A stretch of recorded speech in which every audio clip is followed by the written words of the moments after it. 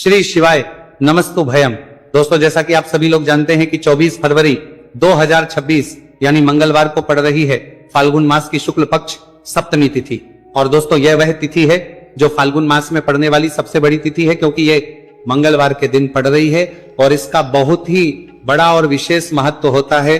पूज्य गुरुजी ने कहा है कि अगर कभी भी मौका लग जाए और फाल्गुन महीने की सप्तमी तिथि मंगलवार को पड़ जाए तो आप लोगों को एक छुटकी काला तिल वाला उपाय तो अवश्य ही करना चाहिए। इन दोनों का संयोग बहुत ही कम आता है। इसी के साथ में गुरुजी ने अपनी शिव पुराण कथा में बताया है कि इस दिन आपको एक छुटकी काला तिल वाला उपाय तो आपको अवश्य ही करना चाहिए, क्योंकि ऐसा दिन पूरे साल में सिर्फ एक ही बार आता है। और दोस्तों, आप सभी लोग जानते हो कि मंगलवार सप्तमी तिथि का अगर सबसे बड़ा कोई उपाय है तो वह एक छुटकी काला तिल वाला उपाय है। तो दोस्तों, मंगलवार सप्तमी तिथि के दिन आप लोगों को इस एक छुटकी काला तिल वाला उपाय को जरूर करना है। बहुत सारे लोग होंगे जिन लोगों ने इस उपाय को ना किया हो, मतलब पूरा साल निकल गया, उन्होंने किसी भी दिन इस छुटकी काला तिल वाला उपाय को ना किया हो। पर दोस्तों, आपके पास एक आखिरी मौका बचा हुआ है, जो कि 24 फरवरी मंगलवार सप्तमी तिथि के दिन है। इस दिन आप लोगों को इस वाले उपाय को जरूर कर लेना है। भले ही आपने पूरे महीने भर इस उपाय को ना किया हो, पर अगर आपने इस महीने के मंगलवार सप्तमी तिथि के दिन अगर इस वाले उपाय को कर लिया तो आपको इस उपाय को करने का वह फल मिलेगा जिसकी आपने कभी कल्पना भी नहीं करी होगी। इसीलिए आप लोग इस वाले उपाय को एक बार जरूर कर लेना है, ताकि आप लोगों के हाथ से यह मौका ना जा सके और आपको इस उपाय को करने का फल मिल सके। दोस्तों, यह उपाय पंडित जी ने अपनी अभी की ही श्री शिव महापुराण की कथा में बताया है। उपाय को आज हम आपको बहुत अच्छे से समझाने वाले हैं। इस वीडियो को देखने के बाद इस उपाय को समझने के लिए आपको कोई और वीडियो को देखने की जरूरत नहीं पड़ेगी। तो चलिए दोस्तों, उपाय को शुरू करते हैं। देखिए, ये इस फाल्गुन महीने के मंगलवार सप्तमी तिथि के दिन ये इतना खास होता है, इतना महत्वपूर्ण होता है।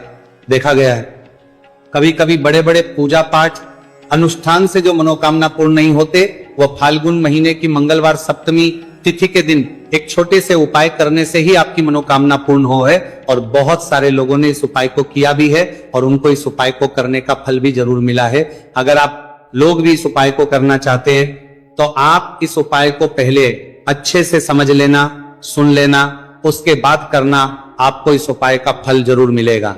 और इस उपाय को कर लेने से आपके घर में चाहे किसी भी प्रकार की दुहक और समस्या क्यों ना चल रही हो, आपको उसका कारण भी नहीं पता है कि भाई ये समस्या किस कारण से चल रही, उसका कुछ भी कारण हो सकता है। जैसे पितृदोष हो सकता है या किसी भी तरह का मंगल दोष भी हो सकता है। तो इस दिन आप लोगों को ये वाला उपाय कर लेना है। ये एक ऐसा उपाय है जिस उपाय को अगर किसी विशेष दिन पर किया जाए तो भाई उस विशेष दिन का जो है वह तो हमें मिलता ही मिलता है, पर हमने उस दिन पर इस उपाय को किया है तो हमें उससे भी बड़ा फल मिलता है और फल बहुत जल्दी मिलता है, क्योंकि आप इस उपाय को बहुत ही बड़े और विशेष दिन पर रहे हो। तो चलिए अब उपाय के बारे में बात करते हैं, लेकिन उससे पहले आप लोगों को यह जानना आवश्यक है कि आखिर ये उपाय किस समय करना है, किसको करना है और कैसे करना है। तो चलिए हम आगे आपको वीडियो में एक एक करके बता देते हैं। लेकिन उससे पहले अगर आप लोग हमारे चैनल पर पहली बार आए हैं या फिर मेरी आवाज आज पहली बार सुन रहे हैं तो हमारे चैनल को सब्सक्राइब जरूर कर लेना और इस वीडियो को लाइक करके कमेंट बॉक्स में श्री शिवाय नमस्तु भयम ओम नमः शिवाय जरूर टाइप कर देना।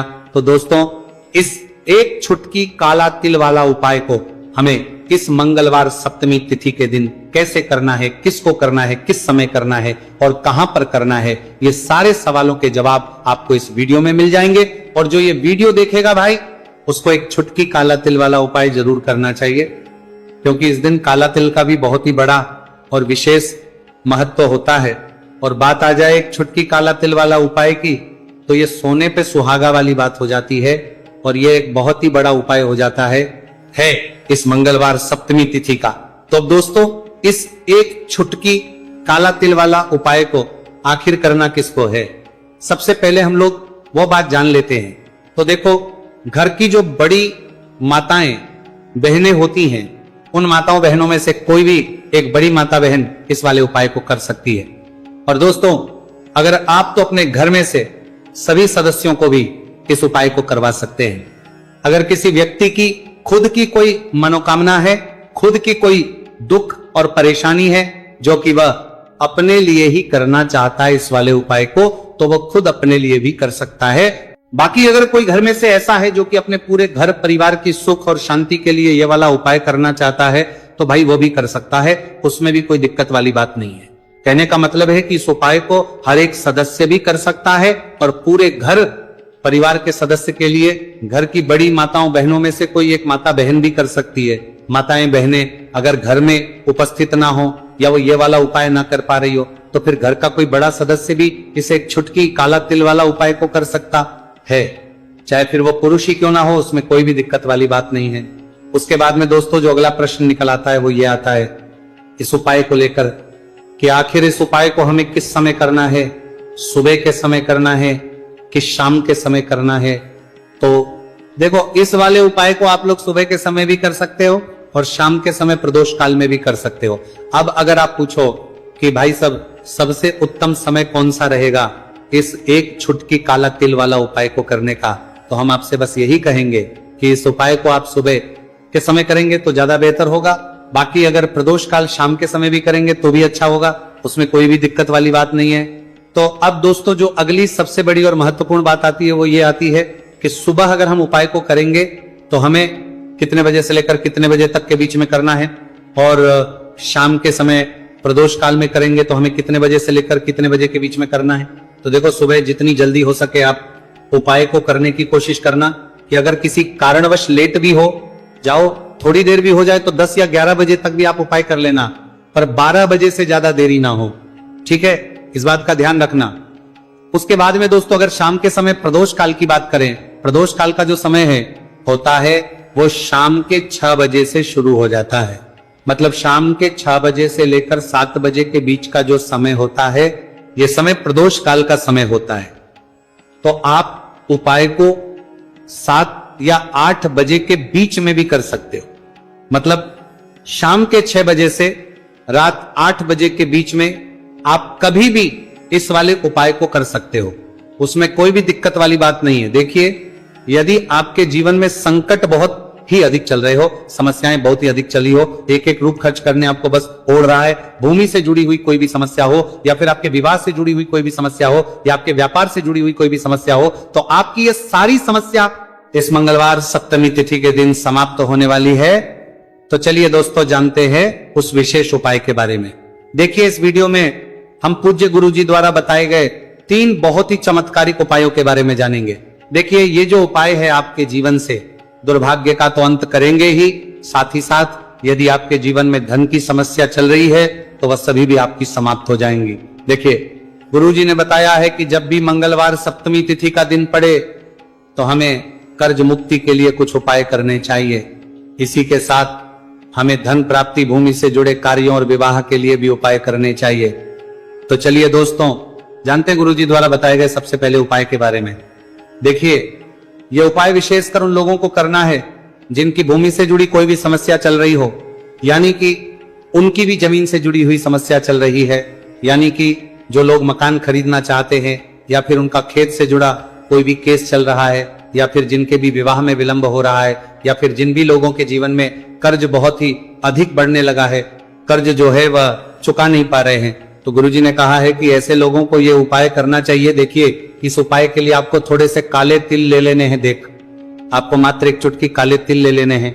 इसी के साथ में आपको थोड़ा सा शहद ले लेना है। फिर सबसे अंत में आपको एक लोटा शुद्ध जल ले लेना है। तांबे के पात्र के अंदर आपको अपने घर से शुद्ध जल ले लेना है और इन सभी सामग्रियों को आपको लेकर के पहुंच जाना है भगवान शिव के मंदिर में। देखिए, पूज्य गुरुजी ने बताया है कि इस उपाय को आप सुबह से लेकर के शाम तक किसी भी समय में कर सकते हैं। देखिए, मंदिर पहुंचने के आप जो काले तिल लेकर के गए थे उनमें आपको थोड़ा सा शहद लगा लेना है। देखिए, आप जो शहद लेकर के आए हैं उस शहद में आपको यह काले तिल अच्छे से डुबो देना है, और शहद से युक्त ये जो काले तिल हैं इन्हें आपको शिवलिंग पर अर्पित कर देने हैं, या फिर आपको शिवलिंग के चारों तरफ अच्छे से काले तिल का लेपन कर देना है।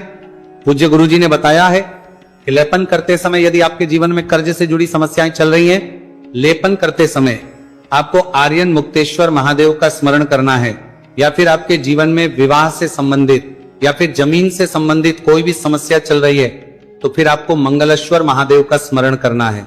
इसके बाद जो आप जल लेकर के आए हैं उसे आपको धीरे धीरे शिवलिंग पर अर्पित कर देना है, तथा आपको लगातार शिव महापुराण के मूल मंत्र श्री शिवाय नमस्तु भयम इस मंत्र का जाप करते रहना है। पूज्य गुरु जी ने बताया है कि सिर्फ एक मंगलवार सप्तमी तिथि है, उपाय करके देखना और आप स्वयं देखेंगे कि 2 से 3 महीने के अंदर आपके जीवन से जुड़ी हुई जो भी समस्याएं हैं, बस सभी समस्या बहुत ही जल्द महादेव की कृपा से दूर होने लगेगी। तो दोस्तों, इस प्रकार से आपको यह पहला उपाय ना है। अब हम जानते हैं दूसरे विशेष उपाय के बारे में। देखिए, इस उपाय के लिए आपको एक प्यारी सी बेलपत्र ले लेनी है। इसी के साथ में एक लोटा शुद्ध जल लेना है तांबे के पात्र के अंदर, और इसी के साथ में आपको थोड़ा सा शहद ले लेना है। देखिए, मंगलवार का दिन है और मंगलवार सप्तमी तिथि के दिन यदि हम शहद का उपाय करते हैं तो इससे महादेव हमसे बहुत ही अधिक प्रसन्न होकर के हमारी मनोकामना को परिपूर्ण करते हैं। देखिए दोस्तों, यदि आपको बेलपत्र नहीं मिल पाती है तो आप भगवान शिव के शिवलिंग पर जो बेलपत्र छड़ी हुई होती है उसे शुद्ध जल से धो करके उसका उपयोग कर सकते हैं। तो इन सभी सामग्रियों को आपको भगवान शिव के मंदिर में लेकर के पहुंच जाना है। गुरुजी ने कहा है कि इस उपाय को भी आप सुबह से लेकर के शाम तक किसी भी समय में कर सकते हैं। देखिए, मंदिर पहुंचने के बाद आपके पास जो एक बेलपत्र है और बेलपत्र की जो सबसे बड़ी वाली पत्ती होती है और उसकी जो चिकनी साइड होती है उस पर आपको अच्छे से शहद का लेपन कर देना है। यानी कि बेलपत्र की बड़ी वाली पत्ती पर, पूरी ही पत्ती पर अच्छे से शहद लगा देना है।